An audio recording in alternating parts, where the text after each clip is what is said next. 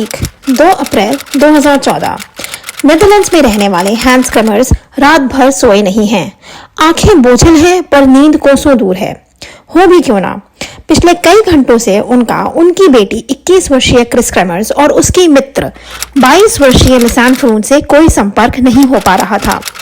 दोनों लड़कियां पिछले 2 हफ्ते से साउथ अमेरिका के पनामा में छुट्टियां मनाने गई थीं। आज भी लड़कियों से कोई फोन कॉल या मैसेज नहीं आया है, जबकि पिछले 2 हफ्तों से एक भी दिन अपनी कुशलता की जानकारी देने से वे नहीं चूकी थीं।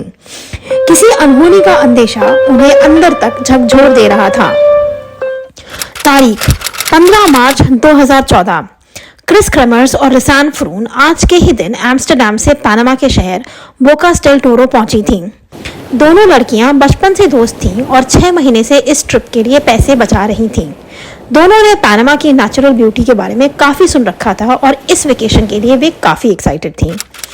29 मार्च 2014 को वे बुकेट पहुंची। वे यहाँ पर यूं ही नहीं आई थीं। बुकेट पनामा का एक खूबसूरत पहाड़ी कस्बा है जो कि कैल्ड्रॉन नदी के पास ही बसा है। इसकी खूबसूरती हर साल दुनिया भर से लाखों टूरिस्ट को अट्रैक्ट करती है, जिनमें से क्रिस और लिसान भी थीं। वे इस शहर में 4 हफ्ते एक लोकल फैमिली के साथ रहने वाली थीं। इस दौरान उनका प्लान एक स्कूल में पढ़ाने का और स्पेनिश सीखने का भी था। यह साफ दिख रहा था कि इस ट्रिप के लिए उन्होंने काफी प्लानिंग कर रखी थी। तारीख 1 अप्रैल 2014। आज दोनों लड़कियां एक पहाड़ी पर हाइकिंग के लिए निकली। साथ में उनके मेजबान का कुत्ता, जो कि उनसे काफी घुल मिल गया था, उनके साथ निकल पड़ा। मगर उस शाम कुछ बड़ा ही अजीब हुआ। वह कुत्ता तो वापस घर आ गया, लेकिन दोनों लड़कियों का कहीं कोई अता पता नहीं था। जब रात हो चली और लड़कियों की कोई खबर ना मिली, तब उनका मेजबान परिवार परेशान होने लगा। मगर उन्होंने यह सोचा कि उन्हें दूसरे टूरिस्ट मिल गए होंगे जिनके साथ वे कोई और जगह देखने चली गई होंगी। क्रिस और लिसान जिस पहाड़ पर हाइकिंग करने गई थीं, वह बुकेट नामक उस कस्बे से करीब 8 किलोमीटर दूर था। पहाड़ी की चढ़ाई काफी मुश्किल और खतरनाक मानी जाती है। कहीं कहीं पर तो सीधे 80 फीट गहरी खाई है। लिसान और क्रिस दोनों ही अनुभवी हाइकर्स थीं, पर तब भी उनका शाम तक घर न लौटना सबको चिंतित कर रहा था। तारीख 2 अप्रैल 2014। आज लिसान और क्रिस को एक लोकल गाइड से मिलना था। जब तयशुदा वक्त पर वे नहीं पहुंची, तब गाइड ने लड़कियों के मेजबान को इसकी जानकारी दी। पहले से ही परेशान मेजबान ने तुरंत लिसान और क्रिस की गुमशुदगी की सूचना पुलिस को दे दी। तारीख 3 अप्रैल 2014। 2 विदेशी लड़कियों की रहस्यमयी गुमशुदगी की खबर जंगल में आग की तरह फैल गई।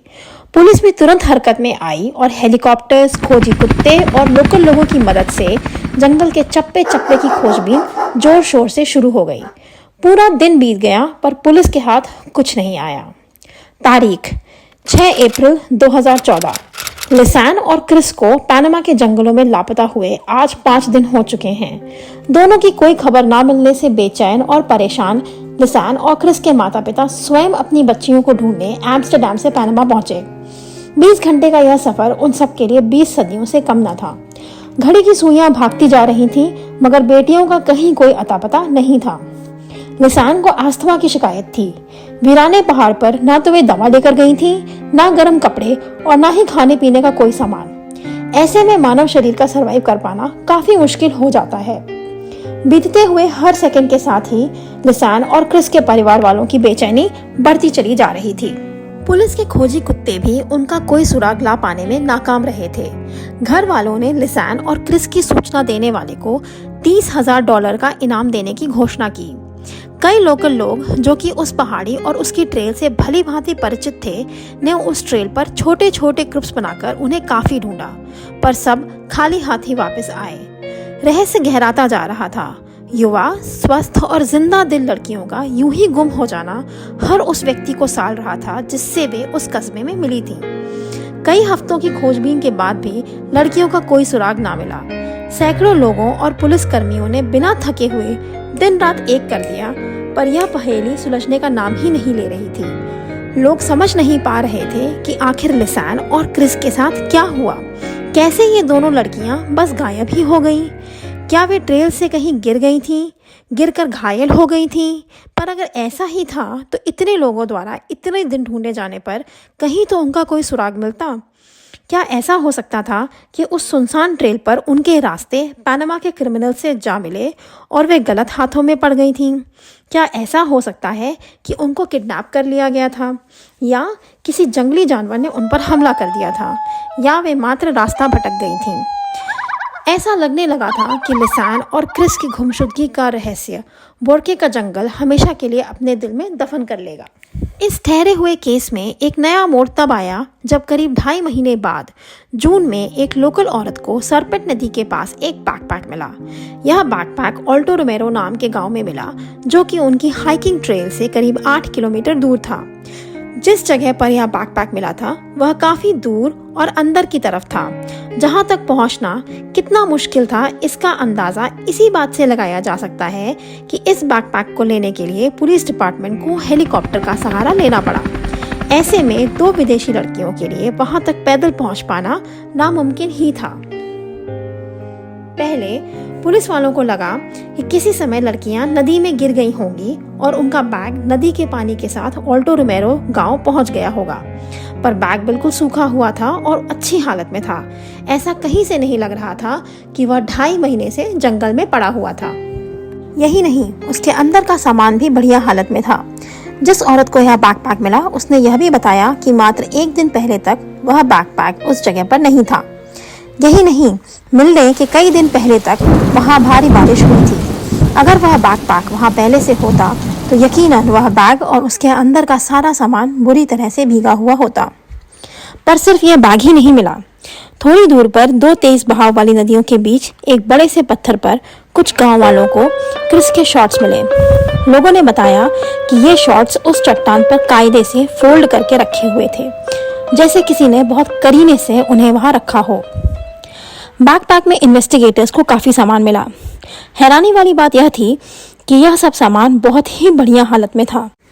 बैग के अंदर दोनों के पासपोर्ट्स, मोबाइल फोन, सनग्लासेस, पैसे, वाटर बॉटल और अंडरगारमेंट्स मिले। साथ ही मिला लिसान का कैनन पावर शॉट कैमरा, जिसने इस केस की दिशा ही बदल दी। इस कैमरे पर मिली हुई फोटोज और मोबाइल फोन रिकॉर्ड्स ने एक ऐसा खाका खींचा जिससे लोगों के दिल आज भी दहल जाते हैं।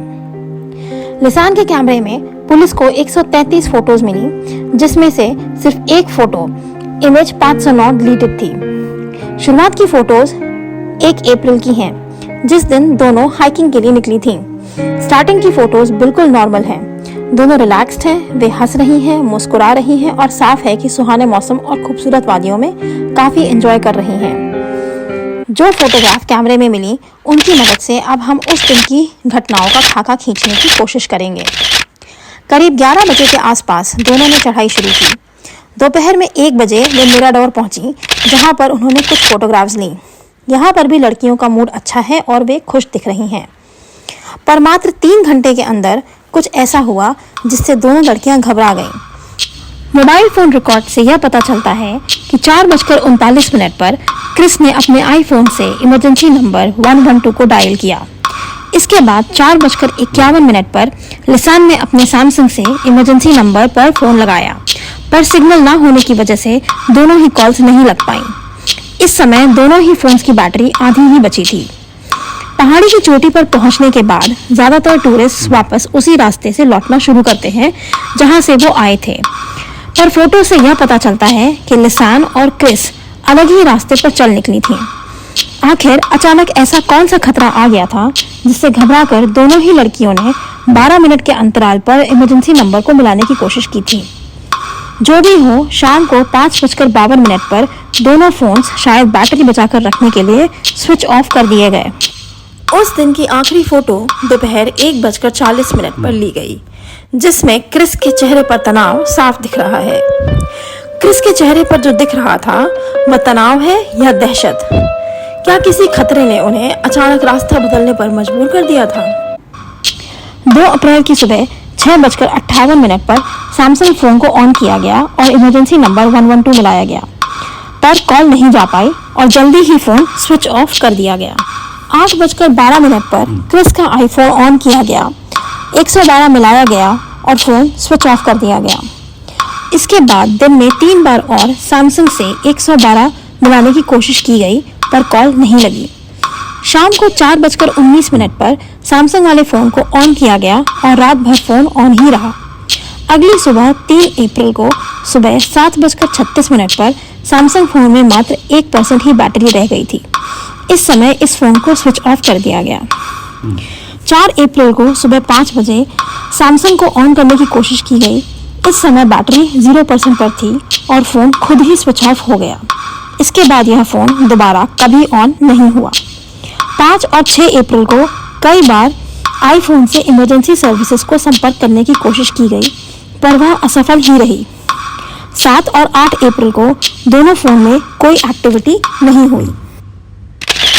पर इसी रात लिसान के कैमरा से कई फोटोज खींची गईं। ये फोटोज किसकी हैं, कहाँ ली गई हैं, क्यों ली गई हैं, इन प्रश्नों का उत्तर आज तक नहीं मिल पाया है। उस रात 1 बजे से 4 बजे के बीच करीब 100 फोटोज खींची गई थीं। हर फोटो के बीच में केवल कुछ सेकंड का अंतराल है। यही नहीं, ज़्यादातर फोटोज में सिर्फ घना अंधेरा ही दिख रहा है। केवल कुछ फोटोज में क्रिस के सिर का पीछे वाला भाग दिख रहा है और कुछ में एक बड़ी सी चट्टान पर उनका सारा सामान दिख रहा है। यह आज तक नहीं पता चल पाया है कि वे किसकी फोटो खींच रही थीं।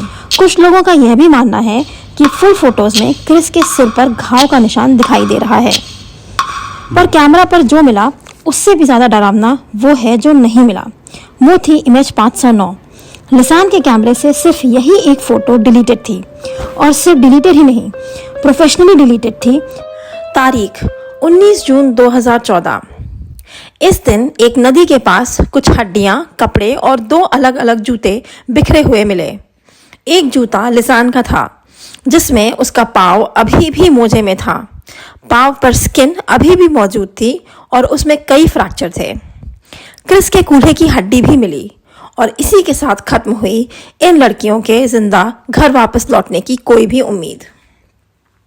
खोज से जवाब तो कोई भी ना मिला, मगर अनसुलझे सवालों की फहरिस्त और भी लंबी हो गई। इस रहस्यमयी केस ने पनामा और नीदरलैंड्स में हड़कंप मचा दिया। सवाल हजारों थे पर जवाब एक भी नहीं। इमेज नंबर 508 में क्रिस के चेहरे पर जो डर है उसकी वजह क्या है? क्या उसकी वजह इमेज नंबर 509 में थी जिसे डिलीट कर दिया गया?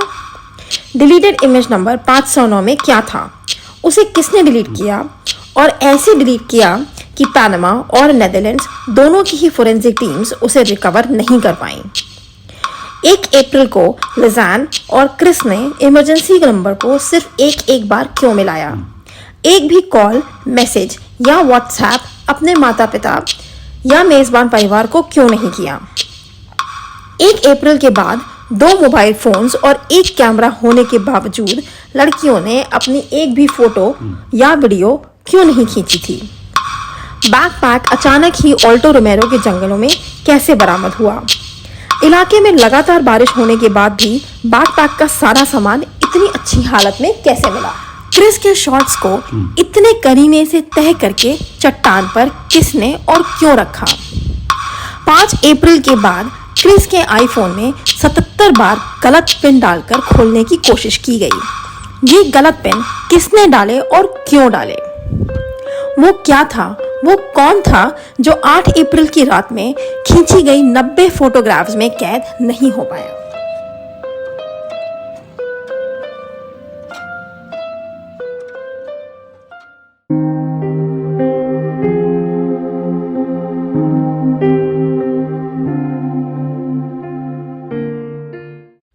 दोस्तों, आपको यह वीडियो कैसा लगा? कमेंट करके हमें ज़रूर बताएं। इस चैनल को बेहतर बनाने के लिए आपके सुझावों का हमें इंतज़ार रहेगा। हमारे चैनल को लाइक और सब्सक्राइब करना ना भूलें।